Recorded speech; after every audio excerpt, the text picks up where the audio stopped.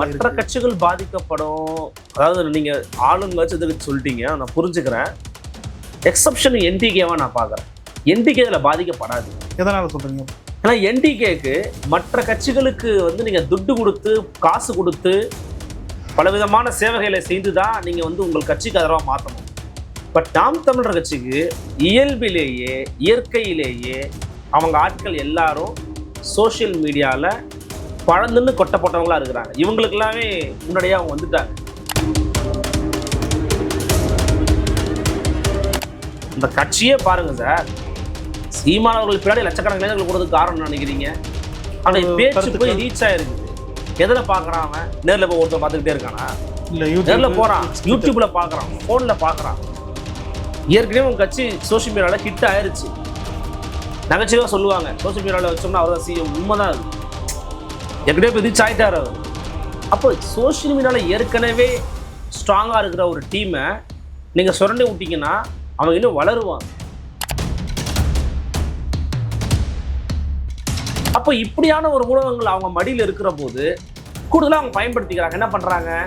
Okay, election கிட்ட நெருங்குது, வீட்டு சொல்லலாம் வரிசையாக எடுப்போம். இந்த யூடியூப் சேனல்ஸில் யாரெல்லாம் இந்த அரசுக்கு ஆதரவாக இருக்கிறாங்க அவங்களுக்கு வந்து எடுங்க. இரண்டாவது, யாரெல்லாம் இந்த குறிப்பிட்ட கட்சிகளை குறிப்பிட்ட கட்சிகளை வந்து தொடர்ச்சி எதிர்த்து பேசிக்கிட்டு இருக்காங்களோ அவங்கள கையில் எடுங்க. அவங்களுக்கு ஒரு தொகையை அவங்க இயல்பாக அது வருதே. எப்படி அதை சரியா நீங்க வந்து ஏற்றுக்க முடியும்? இது வந்து ஒரு ஊடகமான செய்தியா கழுகார் சொல்லியிருந்தாலுமே கூட அதுல உண்மை இருக்கதா 100%க்கு 90% வாய்ப்பு இருக்கு. இதை ஏற்கனவே அவர் ஹேண்டில் பண்ணிக்கிட்டு இருக்காரு, இது ஏற்கனவே ஃபேஸ் பண்ணிக்கிட்டு இருக்காருன்னும் போது இது புதிய பிரச்சனையே இல்லை சீமானுக்கு. நாம் தமிழர் கட்சிக்கும் சரி, எல்லாத்தையும் கடந்து 8% ஓட்டு வாங்கியிருக்கிற கட்சி. அப்போ ஏற்கனவே அதெல்லாம் ஃபேஸ் பண்ணுற ஒரு கட்சிக்கு இவங்க எக்ஸ்ட்ரா காசு கொடுக்கறனால ஆகணும்னு நான் நினைக்கல. பட் யாருக்கு வந்து சப்ரஸ் பண்ணணும்னா,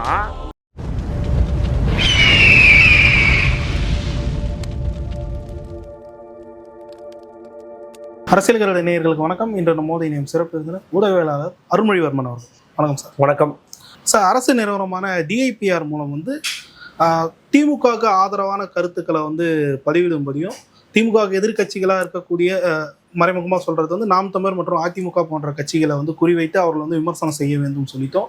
மக்கள் வரி பணத்தில் இந்த மாதிரி விஷயங்களை வந்து திமுக செய்யுது அப்படின்ற ஒரு குற்றச்சாட்டை வந்து திமுக அரசு மீது வந்து சமீபத்தில் விகடன் வந்து வெளியிட்டிருக்காங்க. இந்த விஷயத்தை எப்படி சார் பார்க்குறீங்க? பேட்மேன் படம் பார்த்துருக்கீங்களா? பேட்மேன் படத்தில் வந்து ஜோக்கர்னு ஒரு கேரக்டர் இருக்குது. இந்த ஜோக்கர் கேரக்டர் வந்து ரியல் டைமில் பார்த்தீங்கன்னா அது ஜோக்கர் மட்டும் கிடையாது.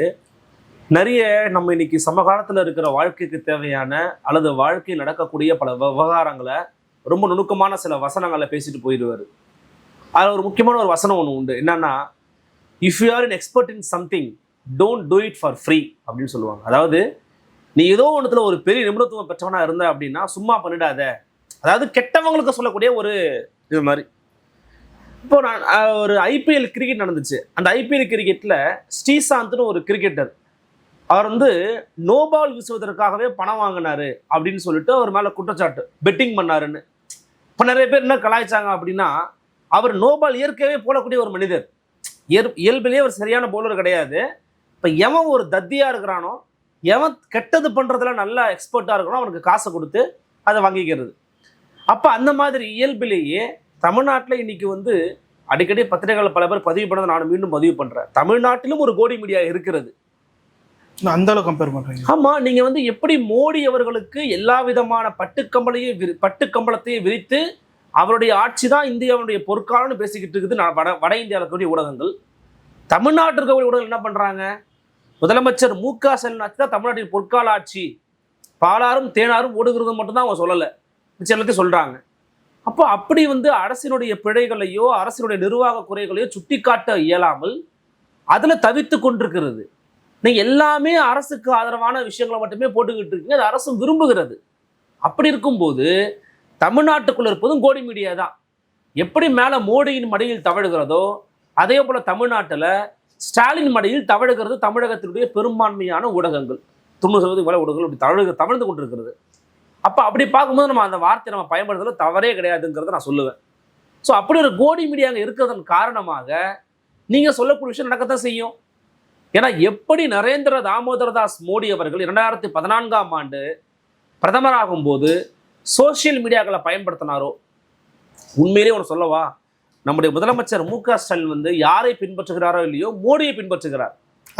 ஆமா, எப்படி மோடியை பின்பற்றுகிறார்னு பாருங்க. மோடி பிரஸ் மீட் பண்ணி பார்த்துருக்கீங்களா நீங்க? இல்ல. ராகுல் காந்தி ஒரு ஸ்ட்ரெயிட் ஃபார்வர்டு உட்காந்தாரு, பிரஸ் மீட்டை வச்சாரு, எல்லாரையும் கூப்பிட்டாரு, பேசு, என்ன கேள்வினா கேள்வி பதில் சொல்றேங்கிறாரு ராகுல் காந்தி. ஆனா மோடி பிரஸ் மீட் வைக்கவே மாட்டார். ஓகேவா? தமிழ்நாட்டில் பாருங்களேன், எல்லா தலைவர்களும், எடப்பாடி பழனிசாமி கூட என்ன கேள்வினாலும் பதில் சொல்றாரு. இப்போ சீமான் எடுத்துக்கோங்க, வேற ஏதாவது கேள்வி இருக்கா அப்படின்னு கேட்டுட்டு நன்றி சொல்லிட்டு போறாரு.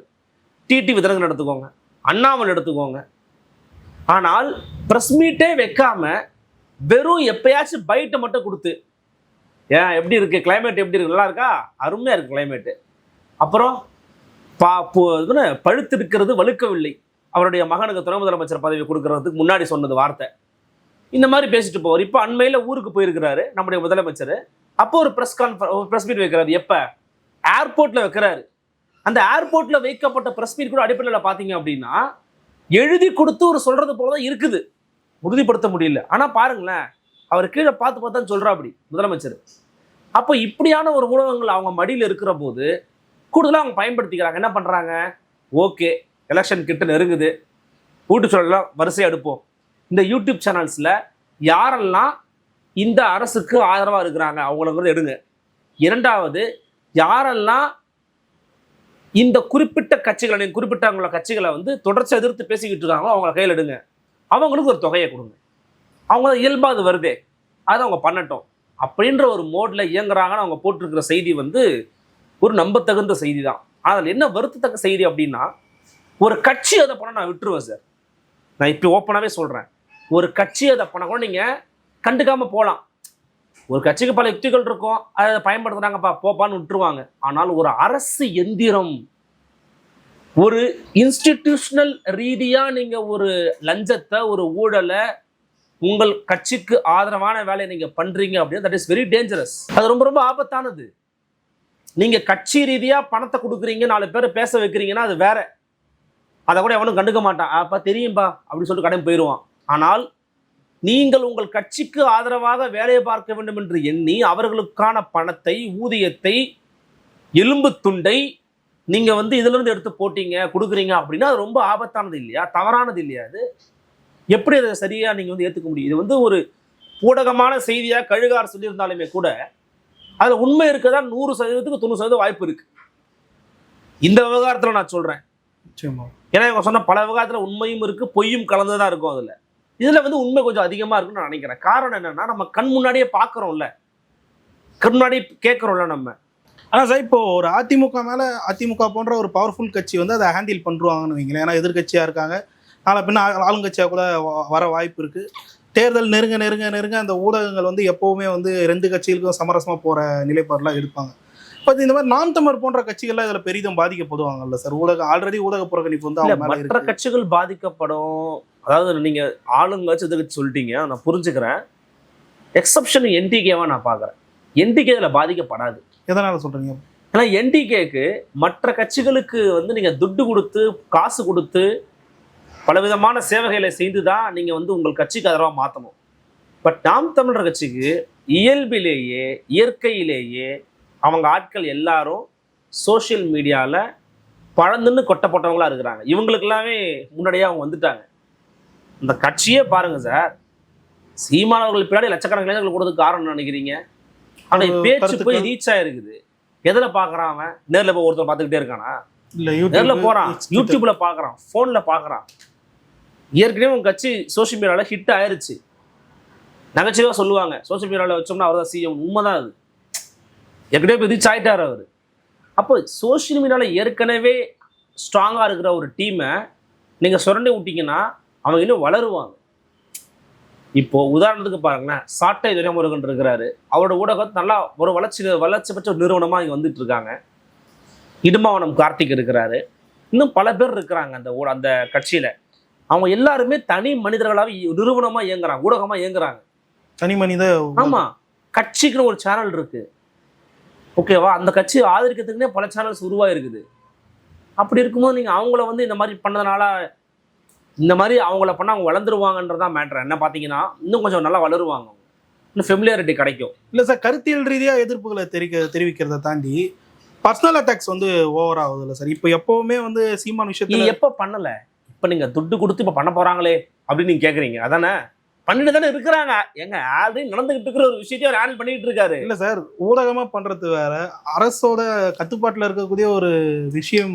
நோ நீங்கள் அப்படி புரிஞ்சக்கூடாது. அவங்க ஊடகமாக அது நல்லா பண்ணுறதுனால தான் அரசாங்கம் காசு கொடுக்குது.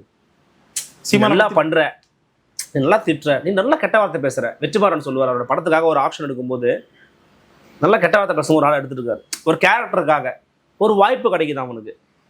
பட் அவன் ஏதோ நேரமாக பயன்படுத்தியிருக்கோன்னு வச்சுக்கோங்களேன். அந்த மாதிரி நீ நல்லா திட்டுறியே, நல்ல பாடி லாங்குவேஜ், ரொம்ப அசிங்கமாக பேசுகிற, நல்லா பேசுகிற, இல்லை எக்ஸ்ட்ராவாக கொடுக்குறன்னு நல்லா பேசு, அவ்வளோதான், முடிஞ்சு போச்சு. இதை ஏற்கனவே அவர் ஹேண்டில் பண்ணிக்கிட்டு இருக்காரு, இது ஏற்கனவே ஃபேஸ் பண்ணிக்கிட்டு இருக்காருன்னும் போது இது புதிய பிரச்சனையே இல்லை சீமானுக்கு. நாம் தமிழர் கட்சிக்கும் சரி, ஏங்க என்னங்க அவங்க மேலே இஷ்யூ இல்லை, எல்லாத்தையும் சொல்லிட்டாங்க. பெண்கள் விவகாரம் சொல்லிட்டாங்க. ஒரு பைத்தியக்கார கட்சி, அவங்க வந்து இந்த மாதிரி மரங்களுக்கெல்லாம் மாறம் நடத்துகிறாங்க இப்படின்னு பேசுகிறாங்க. என்ன அவர் மேலே பேசலை, எல்லாத்தையும் பேசியாச்சு, ஃபேஸ் பண்ண தானே இருக்கிறாங்க. எல்லாத்தையும் கடந்து 8% ஓட்டு வாங்கியிருக்குது கட்சி. நாளைக்கு என்ன வாங்குறது யாருக்கும் தெரியாது. பட் இன்னும் இன்ஸ்டியூஷன் தான் பற்றி பேச முடியும். அப்போ ஏற்கனவே அதெல்லாம் ஃபேஸ் பண்ணுற ஒரு கட்சிக்கு இவங்க எக்ஸ்ட்ரா காசு கொடுத்தனால ஆகும்னு நான் நினைக்கல. பட் யாருக்கு வந்து சப்ரஸ் பண்ணணும்னா பிஜேபிக்கு சப்ரஸ் பண்ண வாய்ப்பு இருக்கு. ஏன்னா பிஜேபிக்கு இங்கே பெரிய சோஷியல் மீடியா விங்கு கிடையாது. உங்க சொல்றது புரியுதா? புரியுது. அப்போ திமுக வந்து அதை வந்து அந்த இடத்த வந்து இது பண்ணும்போது இன்னொன்று திமுக அதை யாருக்கு எதிராக பயன்படுத்தணும் உண்மையிலேயே சொல்லுங்க? அதிமுகவுக்கு எதிராக பயன்படுத்தும். அதையும் தாண்டி சார், அதிமுக வந்து உங்களுக்கு அரசியல் எதிரி, பொலிட்டிக்கலாக அவங்க எளிமையா இருக்கலாம். பட் உங்களுக்கு கொள்கை எதிரி யார் நீங்க சொன்னீங்க? பாஜக சொல்லுவாங்க. அப்போ பாஜகவுக்கு எதிராக நீங்க எவ்வளவு வேலை பார்த்துட்டு இருந்துருக்கணும்? எந்த வேலையும் பார்க்கறது கிடையாது. 24 மணி நேரமும் சீமான் அடிக்கிறது, விஜய் அடிக்கிறது, எடப்பாடி அடிக்கிறது, அவங்க வேலையை பார்த்துக்கிட்டு இருக்காங்க. அதனால பிஜேபி சப்ரஸ் ஆக வாய்ப்பு இருக்கு சார். இந்த மாதிரி ஒரு நிறைய ஊடகங்களை வளர்த்து பிஜேபியை டாமினேட் பண்ணி பிஜேபி அடிச்சு விடுறதுக்கு வாய்ப்பு இருக்கு. இல்லை, ஆனால் பிஜேபிக்கு 26 வந்து அந்த அளவுக்கு முக்கியத்துவம் வாய்ந்த எலெக்ஷன் கிடையாது இல்லை. இப்போ என்ன சொல்றேன்னா, உண்மையிலேயே இதை சரியா பயன்படுத்தணும் அப்படின்னு நினைச்சாங்கன்னா அவங்க பிஜேபி அடிக்கணும்னு சொல்றேன். புரியுது. பிஜேபி அவங்க அடிக்கணும். அப்படி பண்ணாங்கன்னா பிஜேபி வந்து சப்ரஸ் ஆக வாய்ப்பு இருக்கு. இப்போ அவங்க பண்ணுவாங்களாங்கிற கேட்ட டவுட் தான்றேன். அசம்ஷன்ல சொல்றேன். இதை உண்மையிலும் நல்லா பண்ணணும்னு நினைச்சாங்க, இதெல்லாம் தப்பு. அரசு பணத்தை தூக்கிட்டு போய் ஒரு தனியார் கொடுக்கவே கூடாது. அதை பண்ணுறாங்க, பண்ண போகிறாங்கன்றதான் நியூஸு. அதாவது சட்ட ரீதியாக பண்ண மாட்டாங்க சார். சட்டத்துக்கு போகிறோமோ ஆனால் நீங்கள் தடுக்க முடியாத மாதிரி பண்ணுவாங்க. உங்களால் அதை யூகிக்கவே முடியாது, அப்படி பண்ணுவாங்க. அப்படி பண்ணாங்க அப்படின்னா ஈஸியாக தே கேன் டூ. ஆனால் அவங்க பிஜேபி பஸ் அட்டாக்கே பண்ண மாட்டாங்க. நீங்கள் வேணால் பாருங்கள். இல்லை சார், இப்போ இந்த மாதிரி திமுக வந்து ஒரு விஷயத்தை கையில் எடுக்குதுன்னு வைங்களேன். இப்போ தமிழகத்தில் நீங்கள் சொல்கிற மாதிரி இப்போ நாம் தமிழ் போன்ற கட்சிகள்லாம் வந்து பெருசாக அஃபெக்ட் ஆகலை அப்படின்ற ஒரு விஷயத்த வந்து சொல்கிறீங்க. அவங்களுக்கு இந்த மாதிரி பண்றதுனால தேர்தலில் அவங்களுக்கு கை கொடுக்கும்னு நினைக்கிறாங்களா? யாருக்கு? திமுக போன்ற கட்சிகள் வந்து டிஐபிஆர் வச்சு இந்த மாதிரி பண்றது தேர்தலில் அவங்க கை கொடுக்கும். இல்ல, டிஐபிஆர் மூலமா இந்த மாதிரி போகுதுன்னு விகடனை போட்டிருக்காங்க. ஓகேங்களா? அது உண்மையோ இல்ல, இன்கேஸ் இந்த மாதிரி ஒரு விஷயத்த வந்து அவங்களுக்கு எங்க கை கொடுக்கணும்னு நினைக்கிறாங்க அப்படின்னா சோசியல் மீடியா விங்கல. இந்த அரசு சோசியல் மீடியா அரசு சார். திமுகவே சொல்றேன். திமுகவே சார் ஒரு விளம்பரத்துல ஓடிக்கிட்டு இருக்கு சார் இந்த அரசு. அதிகாரிகளுக்கு விளம்பரங்கள் பிடிக்குது, அமைச்சர்களுக்கு விளம்பரங்கள் பிடிக்குது, துணை முதலமைச்சருக்கு பிடிக்குது, பண்றாங்க சார். விளம்பரத்து நாட்டம் அதிகமா இருக்கு சார் உங்களுக்கு. முதலமைச்சர் வெளிநாட்டுக்கு போறாரு, எவ்வளவு போட்டோஸ். அதாவது எனக்கு நான் வந்து போட்டோ போறது தப்புன்னு சொல்லலை. சரி, நீங்க வந்து எதுக்காக நம்ம போயிருக்கோம், என்ன பண்ண போறோம், அந்த மாதிரி எந்த விஷனரி தாட்ஸ் இல்லாம இருக்கிற மாதிரி ஒரு ஃபீல் வருது. பெரியார் போட்டோ வந்து அங்கே போய் திறக்கிறது, அதெல்லாம் பண்ணுங்க. அதில் எதுக்காக நீங்கள் பண்ணுறீங்கன்னு தெரியும். செப்டம்பர் 17 பெரியார் பிறந்தநாள். ஆனால் நீங்கள் எதுக்காக பண்ணி உலகத்துக்கே தெரியும். அங்கே போய் தமிழர்கள் தமிழ்நாடுன்னு எத்தனை தமிழ், அங்கே போனால் திராவிடன்னு பேசவே மாட்டேங்கிறாரு நம்ம முதலமைச்சர். ஓகே ஃபைன், அவங்க பாலிட்டிக்ஸ்க்காக பண்ணுறாங்கன்னு வச்சுப்போமே. ஆனால் எனக்கு என்ன கேள்வினா, சென்னையில் பில்டிங் வாசலில் உட்காந்து மக்கள் வாடகைட்டு இருக்கும்போது நீங்கள் போய் கூலி படம் பார்த்தீங்க. எப்படி கூலி படம் பார்த்துட்டு வந்தீங்க. இந்த டிஐபிஆர் மூலமாக நீங்கள் இப்படி பயன்படுத்தா நீங்கள் நல்லா கேள்வி கேட்டீங்க. என்ன ஆகும்னு அவங்க நினைக்கிறாங்க அப்படின்னா, விளம்பரத்துக்கு உதவும். முதல்ல என்ன பண்ணுவாங்க, விளம்பரம் தான் ஃபஸ்ட்டு கொடுப்பாங்க. திரும்ப நீங்கள் ரோட்டில் அப்படி நடந்து போங்களேன், 10 அடிக்கு ஒரு தடவை போகும்போது ஸ்டாலின் ஃபோட்டோ பார்த்துருவீங்க. உண்மையா? சரிம்மா, என் கூட பைக்கில் வாங்க, இதை மவுண்ட் ரோடு அண்ணா சாலையில் இருக்கிறோம், அப்படி 10 அடி நடந்து போங்களேன், ஸ்டாலின் ஃபோட்டோ இருக்கும். சார் அறிவாலயம் இருக்குதுப்பா, தாண்டி போங்களேன், ஸ்டாலின் ஃபோட்டோ இருக்கும். நிச்சயமா விளம்பரம் சார், எங்க திருமணம் அவர் இருப்பாரு. இது வந்து ஒரு நுணுக்கம், மக்கள் மத்தியில நம்ம கூட தான் இருக்காரு, நம்ம கூட தான் இருக்காரு, சைக்காலஜிக்கலாவே கொண்டு போய் சேர்க்கலாம். உங்களுடன் ஸ்டாலின் உண்மையில பார்த்தீங்கன்னா நம்மளோட ஸ்டாலின் இல்லை, நம்ம கூட ஸ்டாலின் இல்லை, நம்ம கூட ஸ்டாலின் தான் உண்மை. ஆனால் வேற மாதிரி அதை பதிவு வச்சிடுறாரு. வெற்றி தானே அது, தேர்தல் வெற்றி தானே அது. அதை நோக்கி தான் நகர்த்துவாங்க அவங்க, விளம்பரங்களுக்காக அவங்களாம் பயன்படுத்திப்பாங்க. இல்லை, இந்த விளம்பரம் வந்து ஆன்டி இன்கமன்சியை வந்து மறைக்க வச்சு அதெல்லாம் பண்ணாது. அதெல்லாம் சார், ஜெகன்மோகன் ரெட்டி தெரியுமா உங்களுக்கு? தெரியும். ஜெகன்மோகன் ரெட்டி வீட்டுக்கு ஒரு திட்டம் கொடுத்தாரு, வீட்டுக்கு ஒரு திட்டம் கொடுத்தாரு. நிச்சயமா அதையும் தாண்டி அவர் தோற்று போனார், மண்ணை கவ்வினார். அதற்கு பல காரணங்கள். பட் இந்த முறை அதே மாதிரி திமுக மண்ணை கோமான்னு சொல்ல தெரியாது எனக்கு. மேபி மீண்டும் உங்க வெற்றி பெறலாம், வரலாற்றை மாற்றலாம். ஆனால் இதை பலன் தருமா நீங்க கேட்குறீங்க, இது பலன் தராது. என்னை பொறுத்த வரைக்கும் தனி மனிதர்களுக்கான செல்வ வளத்தை கூட்டும், கட்சிக்கான வளத்தை கூட்டாது. ஓகே சார், இப்போ இதை தொடர்ந்து இப்போ திமுக மேலே இவ்வளோ ஆன்டி இன்கமன்சி வந்து தொடர்ச்சியாக இருக்குது.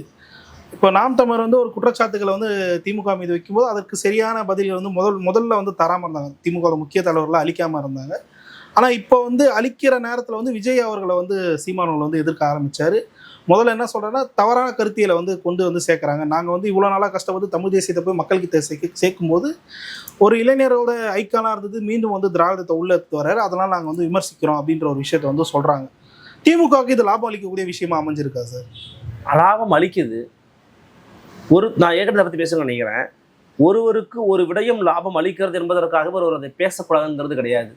நிச்சயமா. ஃபார் எக்ஸாம்பிள் பாருங்க, இப்போ நாம் தமிழர் கட்சி வந்து திமுக எதிர்க்குது, பிஜேபி எதிர்க்குதா? எதிர்க்கிறாங்க. அதிமுக எதிர்க்குதா? எதிர்க்கிறாங்க. அப்ப சீமான் அதிமுக பாஜக பி டீமா? அவரு கட்சி வச்சு கட்சியின் தலைவர் அவரு, அவ்வளவுதான். திமுக பிஜேபி எதிர்க்குது, விசிகா பிஜேபி எதிர்க்கிறாங்க. திமுக பி டீமா விசிகா? இல்லை.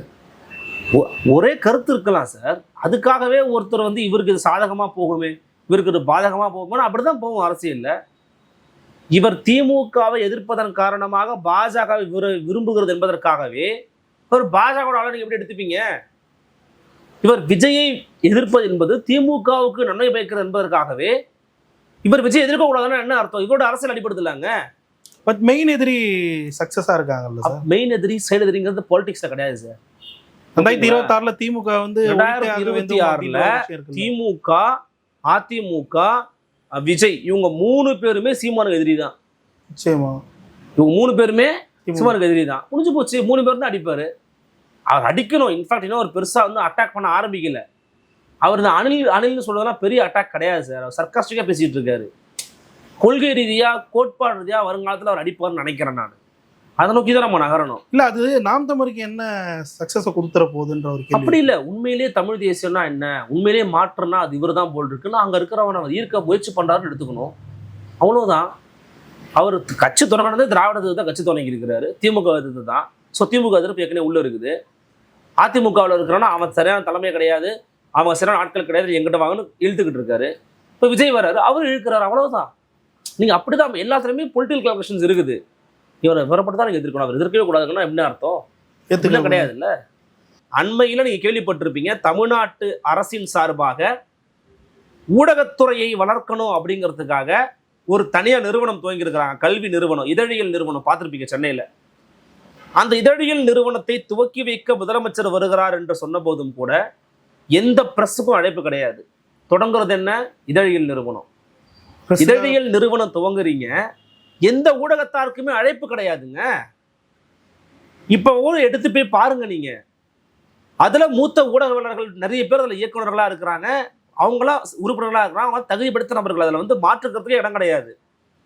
அவங்களாம் இருக்கணும், அவங்களாம் இன்னும் நம்மளுடைய வளர்க்கணும், அதெல்லாம் மாற்றுக்கிறது இல்லை. ஆனால் அந்த நிகழ்வுக்கு ஏன் ஊடகங்களை அழைக்கலன்னு நம்ம கேட்கிறோம்.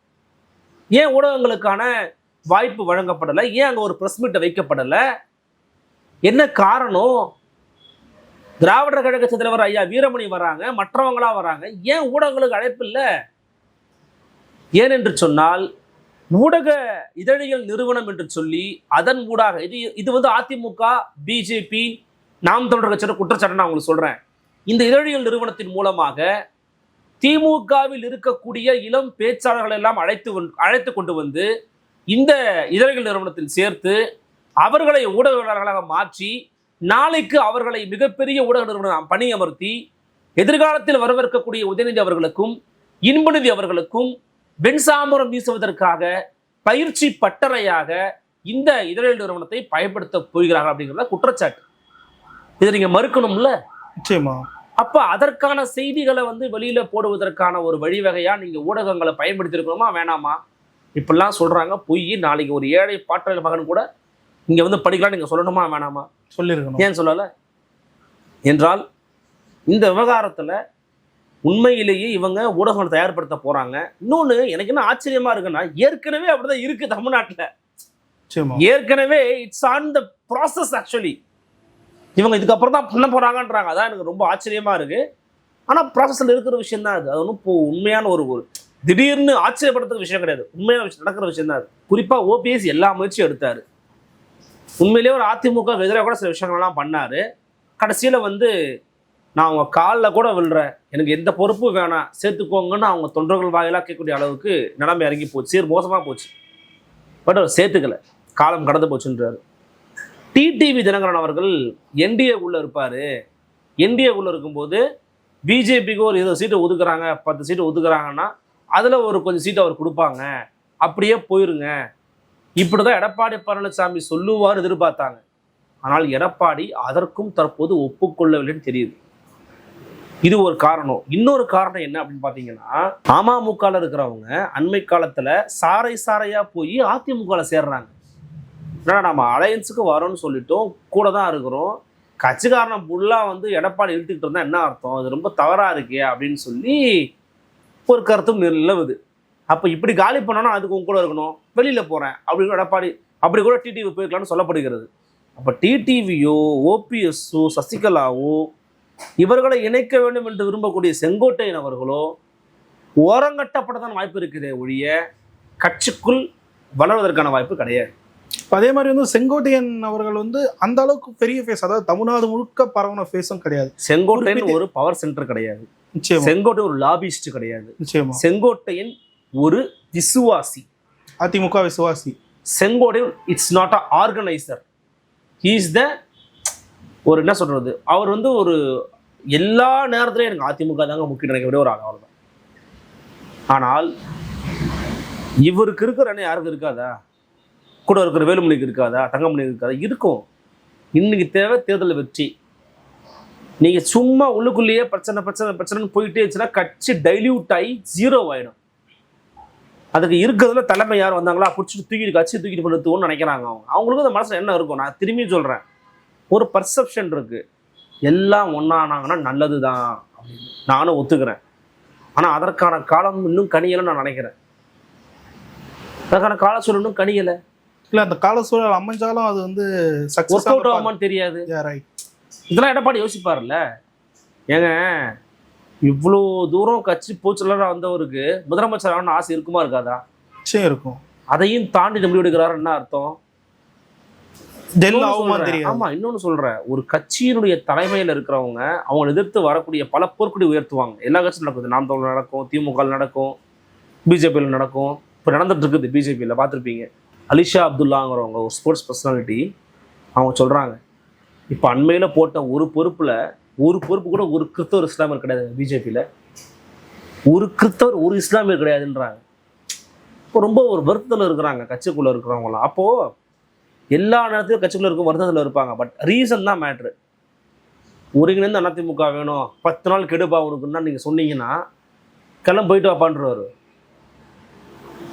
10 நாள் எச்சரிக்கிறீங்களா நீங்கள்? இப்போ செங்கோட்டை எச்சரிச்சாருன்னா என்ன ஆகும்? ஒன்றும் வெளியில் இருக்கிறத உங்களுக்கு ஆதரவு கொடுத்துக்கிட்டு இருக்காங்க. ஓபிஎஸ் பேசிட்டாரு, சசிகலா பேசிட்டாங்க. கட்சியை விட்டு வெளியே போய் எம்பி ஆயிருக்க தங்கத்த அமைச்சர்கள் பேசுறாரு. கட்சியை விட்டு வெளியில போய் திமுகவில் இலக்கிய அணி அமைப்பாளராக இருக்கிற அன்பராஜா பேசுறாரு. கட்சிக்குள்ள இருக்கிற யார் பேசுறா? கேசிபி பேசிட்டு இருக்கிற வெளியே போயிட்டு இல்ல. கட்சிக்குள்ள யார் சார் பேசுனா? என்ன சொல்றாங்க? ஒன்றும் இல்லை. அப்ப இன்னைக்கு என்ன தேவை அப்படிங்கிறத பார்க்க முடியாது. அதனால இதனால இந்த பூச்சாண்டியெல்லாம் வச்சு எடப்பாடி பழனிசாமியை இன்னதில் வீழ்த்த முடியாது அப்படின்னு நான் நினைக்கிறேன். கட்சிக்குள்ள அவரும் ஒரு லீடரா ஃபார்ம் ஆயிடார் கட்சி உள்ள. பட் அது வெற்றியின் மூலமாக தான் ஆளுமை நிரூபிக்கும். நீங்கள் வெற்றி பெறணும், அதற்கு அவர் கடுமையாக உழைக்கணும். அதுக்கு அவர் அரவணைக்கணும். அதெல்லாம் அவர் இருக்குதா? யார் அரவணைக்கணும்னு ஒன்று இருக்குது. இவரெல்லாம் அரவணைக்கணும்னு நான் சொல்லலை. அவருக்கு மேபி அவர் ஒரு லைன் வச்சுருக்கலாம். அவர் என்ன தப்பு பண்ணாருன்னு தெரியாது, என்ன பேசினாருன்னு தெரியாது. சில பேர் சொல்கிறாங்க கொங்குபேட்டில் ஈரோடு பகுதியில் ஒரு நிறைய இளைஞர்களுக்கு வாய்ப்பு கொடுத்தாரு எடப்பாடி கே பழனிசாமி, அது செங்கோட்டையனுக்கு பிடிக்கலங்கிறாங்க. சீட்டு கொடுப்பாருன்னு தெரியலையாப்பா அப்படின்ற மாதிரி ஒரு பேச்சுவார்த்தை நடந்திருக்குது. அப்போது அதெல்லாம் அதை சேஞ்ச் நடக்கும்போது சில பேர் கோவப்படுவாங்க, ஏதாவது ஒன்று பேசுவாங்க. அப்படி கூட அதை பார்க்கலான்னு சொல்கிறாங்க. ஸோ இந்த ப்ரெஸ் மீட் வந்து விளக்கெண்ணெயில் வறுத்தெடுத்த வெண்டைக்காய் மாதிரி இருந்துச்சு. நிச்சயமா வெண்டைக்காய் எப்படி இருக்கும்? வழ குழக்கொழன்னு இருக்கும். அது வெள்ளக்கடலை போட்டால் எப்படி இருக்கும்? இன்னும் வழ குழக்கொன்னு இருக்கும். ஒன்றுத்துக்கு முடிவு வராது, முடிவே வராது. அவர் பாஷையிலே சொல்லணும் அப்படின்னா, நான் எதற்காக சொல்கிறேன் என்றால் அப்படின்னு 10 தடவை பேசிட்டாரு. இன்னைக்கு காலை ப்ரெஸ் மீட் பார்த்தீங்களா நீங்கள்? செங்கோட்டை ப்ரெஸ் மீட்டு. நான் எதற்காக சொல்கிறேன் என்றால் அதற்காக தான் சொல்கிறேன். அதான் இதெல்லாம் ஒன்றும் பண்ண முடியாது. பெரிய எதிர்பார்ப்பு கிரியேட் பண்ணாரு, ஆனால் புஷ்ஷுன்னு ஆயிடுச்சு. ஓகே சார், பள்ளியர்கேரி தெளிவாக நன்றி.